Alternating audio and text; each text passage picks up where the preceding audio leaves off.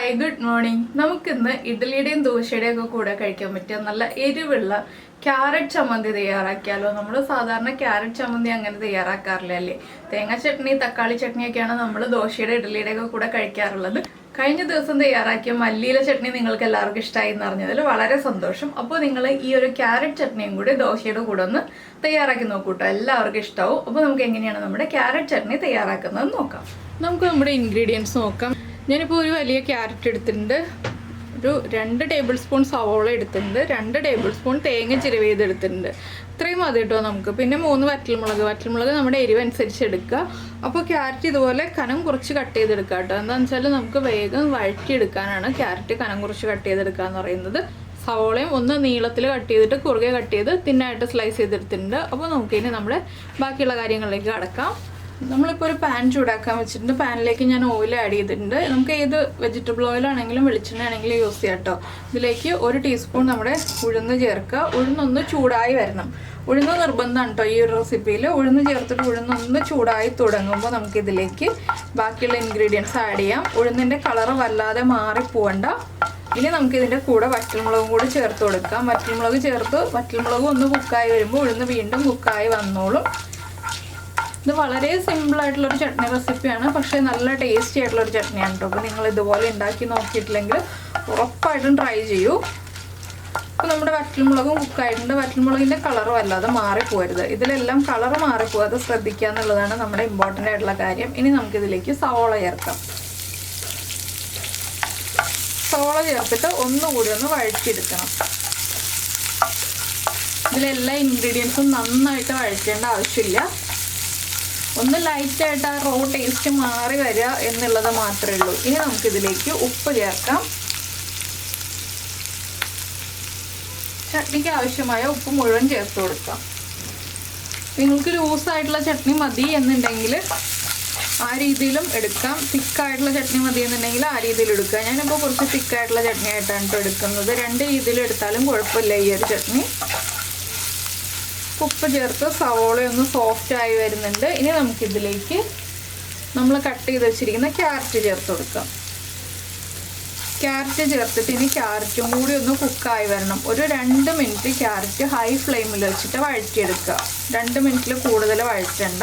ക്യാരറ്റിൻ്റെ ആ ഒരു കളറ് മാറിപ്പോവണ്ട, പക്ഷെ ആ ഒരു റോ ടേസ്റ്റ് മാറി വരണം, അത്രയേ ഉള്ളൂ. അപ്പോൾ ഞാൻ ഈ 2 മിനിറ്റ് ക്യാരറ്റ് ഒന്ന് വഴറ്റിയെടുക്കട്ടെ. അപ്പോൾ നമ്മുടെ ക്യാരറ്റൊക്കെ ഒന്ന് കുക്കായി വന്നിട്ടുണ്ട്. നമുക്ക് ഇതിലേക്ക് ഇനി കളറിന് വേണ്ടിയിട്ട് നമ്മുടെ ചട്നിക്ക് ഒരു ചെറിയ കളർ കിട്ടാൻ വേണ്ടിയിട്ട് ചെറിയൊരളവിൽ ഒരു 1/4 ടീസ്പൂൺ കാശ്മീരി ചില്ലി പൗഡർ ചേർക്കാം.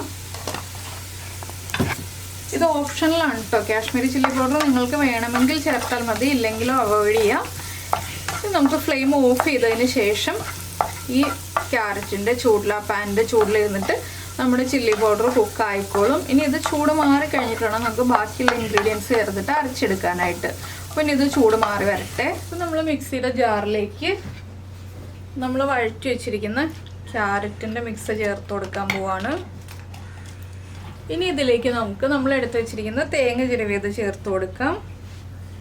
പിന്നെ കുറച്ച് വെള്ളവും കൂടി ചേർത്ത് തരിതരിപ്പായിട്ട് അരച്ചെടുക്കാം കേട്ടോ. ഫൈൻ പേസ്റ്റും അല്ല, വല്ലാതെ തരിതരിപ്പം അല്ലാത്ത രീതിയിൽ നമുക്ക് അരച്ചെടുക്കാം. ഫൈൻ പേസ്റ്റ് ആയിട്ട് അരയ്ക്കണ്ട. ഞാനിത് അരച്ചെടുക്കട്ടെ. അപ്പോൾ നമ്മുടെ ക്യാരറ്റ് ചട്നി ഞാൻ അരച്ചെടുത്തിട്ട്, ചട്നി എന്ന് പറയാൻ പറ്റില്ല, ചട്നിയുടെയും ചമ്മന്തിയുടെ ഇടയ്ക്കുള്ളൊരു ഭാഗമാണ് കേട്ടോ ഇത്. അപ്പോൾ നമുക്കിനി ഇത് ഒരു ബൗളിലേക്ക് മാറ്റാം. പിന്നെ എനിക്ക് 1-2 കാര്യങ്ങൾ പറയാനുണ്ട്. അത് ഞാനിപ്പോൾ ഇത് മാറ്റിയിട്ട് പറയാം കേട്ടോ. എന്താണെന്ന് വെച്ചാൽ 1-2 ചെറിയ ടിപ്സാണ്, നിങ്ങൾക്ക് എല്ലാവർക്കും യൂസ്ഫുൾ ആവുന്ന ടിപ്സാണ് പറയാൻ പോകുന്നത്. അപ്പോൾ നമ്മുടെ എണ്ണ ചൂടായി വന്നിട്ട് നമുക്കിതിലേക്ക് കടുക് ചേർക്കാം. ഈ ഒരു ചട്നിയിൽ നമ്മൾ വറ്റൽമുളക് ചേർക്കുന്നില്ല കേട്ടോ, വറ്റൽമുളകിൻ്റെ ആവശ്യമില്ല. ഇപ്പോൾ നമ്മുടെ കടുക് പൊട്ടിക്കൊണ്ടിരിക്കുന്നുണ്ട്. കടുക് പൊട്ടി കഴിയുമ്പോൾ നമുക്കിതിലേക്ക് കറിവേപ്പില ചേർത്ത് കൊടുക്കാം. കറിവേപ്പില നന്നായിട്ട് മൊരിഞ്ഞ് വരണം, അതുവരെ നമ്മളൊന്ന് വെയിറ്റ് ചെയ്യുക. കടുക് പൊട്ടലും കറിവേപ്പില മൊരിയലും എല്ലാം ഒരുമിച്ച് നടന്നോളും. ഇതിലേക്ക് വറ്റൽമുളക് ചേർത്തിട്ടുണ്ടെങ്കിൽ അത്ര ഭംഗി ഉണ്ടാവില്ല, അതുകൊണ്ടാണ് ഞാൻ വറ്റൽമുളക് ചേർക്കാത്തത്. നിങ്ങൾക്ക് വേണമെങ്കിൽ ചേർക്കാം. ഇനി നമുക്ക് വറവ് നമ്മുടെ ചട്നിയിലേക്ക് ചേർത്ത് കൊടുക്കാം. അപ്പോൾ കുറച്ച് എണ്ണ കൂടുതൽ വേണം കേട്ടോ. എന്താണെന്ന് വെച്ചാൽ ആ മിക്സ് ചെയ്ത് കഴിക്കുമ്പോൾ എണ്ണയൊക്കെ കൂടുതലുണ്ടെങ്കിലാണ് ടേസ്റ്റ് ഉണ്ടാവുക. ഇനി നമുക്കിത് സെർവ് ചെയ്യാം. നമ്മുടെ ചട്നി ഞാൻ ഇഡ്ഡലിയുടെ കൂടെയാണ് കേട്ടോ സെർവ് ചെയ്യാൻ പോകുന്നത്. അപ്പോൾ നല്ല സോഫ്റ്റ് ഇഡലി. അപ്പോൾ ഇഡലിയുടെ റെസിപ്പി ഞാൻ നേരത്തെ അപ്ലോഡ് ചെയ്തിട്ടുണ്ട്. നീതാസ് ടേസ്റ്റ്ലാൻഡ് ഇഡലി റെസിപ്പി എന്ന് പറഞ്ഞാൽ നിങ്ങൾ സെർച്ച് ചെയ്തിട്ടുണ്ടെങ്കിൽ നിങ്ങൾക്ക് ഇഡലിയുടെ റെസിപ്പി കിട്ടും കേട്ടോ. അപ്പോൾ ഇതാ നല്ല സോഫ്റ്റ് ഇഡലി നമ്മുടെ ക്യാരറ്റ് ചട്നിയും കൂടി സെർവ് ചെയ്തിട്ടുണ്ട്. അപ്പോൾ ഇനി ഇഡലിയും ചട്നിയും ചേർത്ത് കഴിക്കുക, അല്ലെങ്കിൽ ദോശയും ചട്നിയും ചേർത്ത് കഴിക്കുക. അപ്പോൾ ഇതാ നമ്മൾ ഇഡലിയും ചട്നിയും സെർവ് ചെയ്ത് കഴിഞ്ഞു. ഇനി ഞാൻ കഴിക്കട്ടെ. കഴിച്ചുകൊണ്ടിരിക്കുമ്പോൾ 1-2 കാര്യങ്ങൾ എനിക്ക് നിങ്ങളോട് പറയാനുണ്ടെന്ന് പറഞ്ഞല്ലോ, ടിപ്സ്. അപ്പോൾ കണ്ടോ സോഫ്റ്റ് ആയിട്ടുള്ള ഇഡലിയാണ്. അപ്പോൾ ഇഡ്ഡലിയുടെ കാര്യമല്ല കേട്ടോ പറയാനുള്ളത്.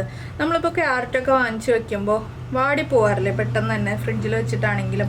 അപ്പോൾ ഈ ക്യാരറ്റ് വാടി പോവാതിരിക്കാനുള്ള ഒരു എളുപ്പവഴി എന്താണെന്ന് വെച്ചാൽ, ഒന്ന് നമ്മൾ കിച്ചൺ ടിഷ്യൂ ഇല്ലേ, കിച്ചൺ ടിഷ്യൂവിൽ പൊതിഞ്ഞ് വെക്കുകയാണെന്നുണ്ടെങ്കിൽ വാടിപ്പോവില്ല. കിച്ചൺ ടിഷ്യൂവിൽ പൊതിഞ്ഞിട്ട് ഞാനത് കഴിച്ചിട്ട് ബാക്കി പറയാം കേട്ടോ. അപ്പോൾ നമ്മൾ ക്യാരറ്റ് വാടിപ്പോയിട്ടുണ്ടെങ്കിൽ ഒന്ന് ചെയ്യാവുന്ന ടിപ്പാണ് ഞാൻ ഈ പറഞ്ഞത്. അതുപോലെ തന്നെ അടുത്തൊരു ടിപ്പ് എന്താണെന്ന് വെച്ചാൽ, നമ്മൾ വാടിപ്പോയ ക്യാരറ്റ് ആണെങ്കിൽ എടുത്തിട്ട് ഒരു 2 മണിക്കൂർ വെള്ളത്തിലിട്ട് വയ്ക്കുക കേട്ടോ. വെള്ളത്തിലിട്ട് വെച്ചിട്ട് എടുക്കുകയാണെന്നുണ്ടെങ്കിൽ, നമ്മൾ സാധാരണ നോർമൽ വാട്ടറിൽ ഇട്ട് വെച്ചിട്ട് എടുക്കുകയാണെന്നുണ്ടെങ്കിൽ നല്ല ഫ്രഷ് ആയിട്ട് കിട്ടും ക്യാരറ്റ്. അതൊക്കെ പീൽ ചെയ്യാതെ ഇടണം, പീൽ ചെയ്തിട്ട് ഇടണ്ട, ക്യാരറ്റ് തൊലിയോടുകൂടി ഇട്ട് വയ്ക്കുക. അപ്പോൾ നമുക്ക് ഫ്രഷ് ആയിട്ടുള്ള ക്യാരറ്റ് കിട്ടും. പിന്നെ അടുത്ത ടിപ്പ് എന്താണെന്ന് വെച്ചാൽ, നമ്മളിപ്പോൾ വറ്റൽമുളക് സൂക്ഷിച്ച് വെക്കില്ലേ, അത് ഞാൻ കഴിഞ്ഞ ദിവസം ടിപ്പിൽ പറഞ്ഞതായിരുന്നു, വറ്റൽമുളക് സൂക്ഷിച്ച് വെക്കുന്ന കാര്യം. വറ്റൽമുളക് സൂക്ഷിച്ച് വെക്കുമ്പോൾ എനിക്ക് കുറച്ച് കമൻറ്റ്സ് വന്നിരുന്നു, ചേച്ചി അത് എയർ ടൈറ്റ് കണ്ടെയ്നറിൽ സൂക്ഷിച്ച് വെക്കണോ, പ്ലാസ്റ്റിക് കവറിൽ സൂക്ഷിച്ച് വെക്കണോ, എങ്ങനെ സൂക്ഷിച്ച് വെക്കണം എന്നുള്ളത്. നമ്മൾ വറ്റൽമുളകിൻ്റെ ആ ഒരു തണ്ട് കളഞ്ഞതിന് ശേഷം നമ്മുടെ എയർ ടൈറ്റ് കണ്ടെയ്നറിലോ പ്ലാസ്റ്റിക് കവറിലോ പ്ലാസ്റ്റിക് കവറിലാണെങ്കിൽ നല്ല ടൈറ്റായിട്ട് കെട്ടി വയ്ക്കണം. എയർ ടൈറ്റ് കണ്ടെയ്നറിലാണെന്നുണ്ടെങ്കിൽ ഈ 2 രീതിയിലും നിങ്ങൾ സൂക്ഷിക്കുകയാണെന്നുണ്ടെങ്കിൽ വറ്റൽമുളകിൻ്റെ തണ്ട് കളഞ്ഞതിന് ശേഷം മാത്രം സൂക്ഷിച്ച് വയ്ക്കുക. അങ്ങനെ ആകുമ്പോൾ വറ്റൽമുളക് മാസങ്ങളോളം നമുക്ക് മോശമായി പോകാതെ സൂക്ഷിക്കാം.